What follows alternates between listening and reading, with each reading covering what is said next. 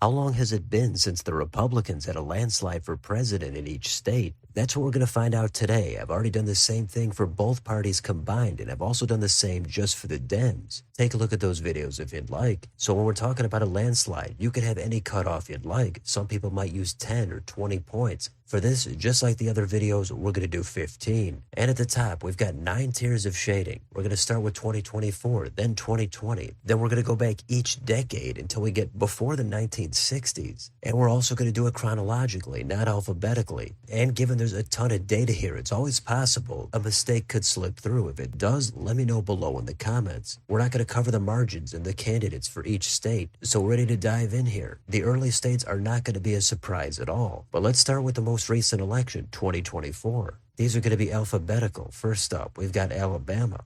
Then it's Arkansas. After that, Idaho, Indiana, Kansas, Kentucky, Louisiana, Mississippi, Missouri, Montana, Nebraska, North Dakota, Oklahoma, South Carolina, South Dakota, Tennessee, Utah, West Virginia, and Wyoming. That was a massive margin of more than 45 points for Trump. So we've got 19 states in that tier, and those are all the states we consider to be pretty super red today. But if we're going to go back to the next tier, in 2020, that was a better year for the Dems. No new states were over 15 for the GOP. But we'll go back to the next decade, the 2010s. In this entire decade, we've got just one state to add. Can you guess what it is? It's going to be on the border. It's Texas. The year was 2012. Mitt Romney defeated Obama here by 15.8. If we go back to the next decade, the 2000s, we've got one new state in 2008.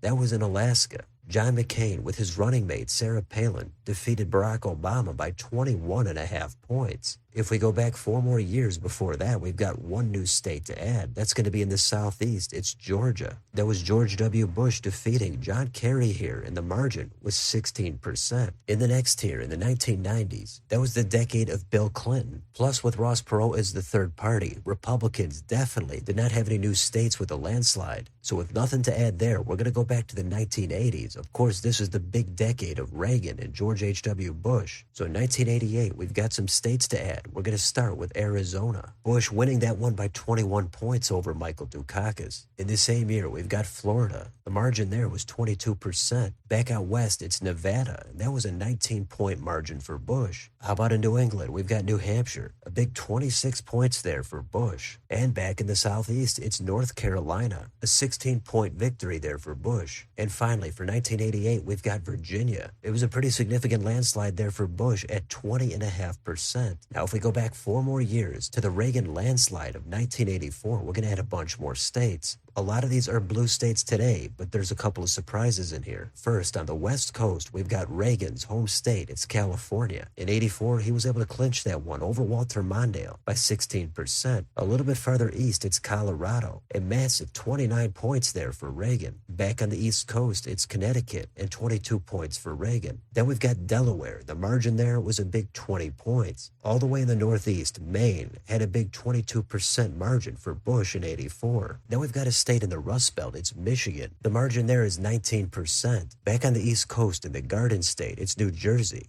The margin, 21%. In the Southwest, we've got New Mexico. Then after that, we're going to head back into Rust Belt territory. It's Ohio and an 18-point margin for Reagan. The last state used to be a Republican stronghold. It's Vermont. They supported Reagan by 17 points in 84. After that, we're going to go back to the 1970s, where Richard Nixon had a landslide of his own in 72. The first state here is a super blue one. It's Hawaii. They supported Nixon by a big 25-point margin. Next, in the same year, in Illinois, the margin was 18.5. The next state might be surprising, but it's right next door. It's Iowa. It's kind of a red state today, but this was the last time the Republicans pulled it off, and the margin was 17 points. Now we've got a totally different state back on the East Coast in Maryland. They supported Nixon by a massive 24 points. Then it's New York State, and the margin is 17%. Then we've got another Rust Belt state, it's Pennsylvania. The landslide here was 20%. And the last state in this tier is in the Northwest, it's Washington State. And here we've got an 18-point margin of victory. If we go back to the next tier, the 1960s, the Republicans again don't have any states. A lot of this was because the Democrats had a landslide of their own in 64 with Lyndon Johnson. We've got a few states left. If we go back to the 1950s, in 56, Dwight Eisenhower defeated Adlai Stevenson in a few states. First is Massachusetts. The margin here is 19 points for Eisenhower. Next, in the Ocean State, Rhode Island, it was a 16.5-point win for Eisenhower. And then we've got the last Rust Belt state, it's Wisconsin. They gave Eisenhower a big 23.8% margin. 4 years before that, we had the same matchup, Eisenhower at Stevenson. And we've got one more state to add. It's going to be on the West Coast. It's Oregon. The margin here was 22%. We've got one state left, and it's staring you right in the face. It's Minnesota, and it may or may not surprise you because it's already the longest active streak since the Republicans won it all. That was in 72 with Nixon. But to find out the last time they had a landslide here, you have to go way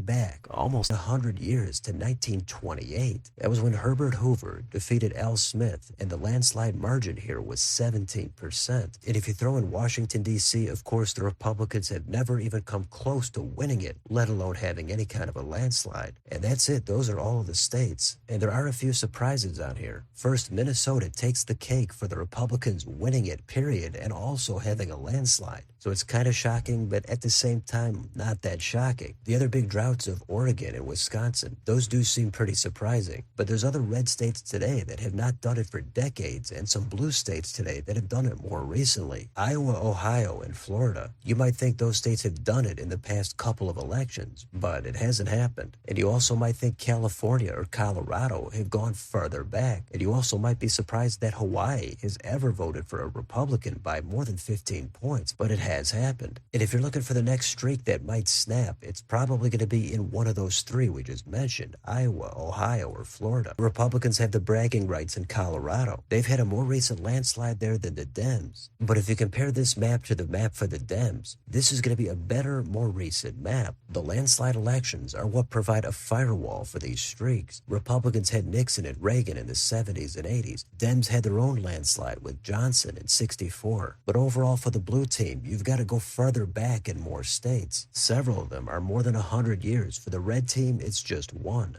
And a bunch of these states were close to snapping their streaks, but they fell just short in some of the data. But if you were looking for the last time the Republicans had a landslide in all 50 states, this is it. So let me know in the comments. What do you think about any of this data? Which state do you think might snap its streak next? Which blue state are you surprised had a recent landslide? Which red state are you surprised had a longer drought? And how do you compare this to the map for the Dems? Let me know what you think down below on your way out. Don't forget to like, share, and subscribe. Join if you'd like to support the channel. Thanks for watching. I'll see you next time.